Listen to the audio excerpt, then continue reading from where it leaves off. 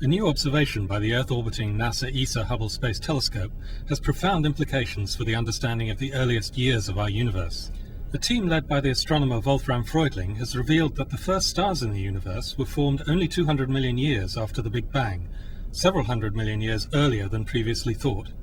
The team used Hubble's infrared instrument NICMOS to observe light from some of the most distant, exotic and ultraluminous sources known to mankind, quasi-stellar objects, sometimes known as quasars.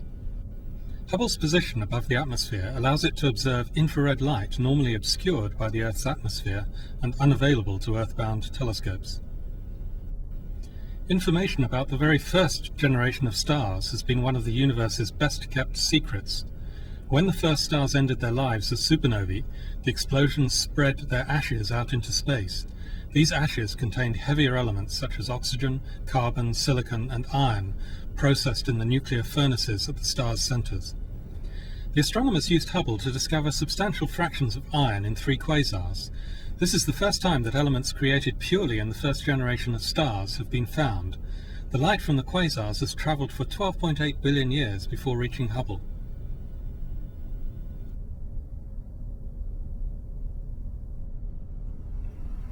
Iron is a good indicator of the evolutionary state of a quasar. This is because this element is not formed in the Big Bang, but later on in stars. In those stars, they have to form first, then they spend their fuel, and finally they explode. And only then can we detect the iron. And this process takes some time, maybe 500, maybe 800 million years. And that is the reason why we think the iron we detected now has been created in the very first generation of stars which formed soon after the Big Bang. Of course we had theories and clues about what happened in the early universe. But now we actually detect elements which we think have been created in the very first generation of stars. This new result allows astronomers to construct a revised timescale for the history of the universe. 13.7 billion years ago, the universe is created in the Big Bang, a cataclysmic, hot explosion-like event initially composed almost entirely of hydrogen and helium.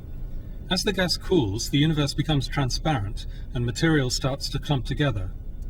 After 200 million years, the first generation of stars forms.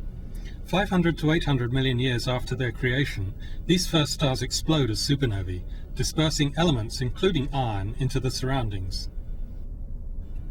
These new observations also suggest that the first stars formed before the supermassive black holes that power the quasar engines in the centers of galaxies.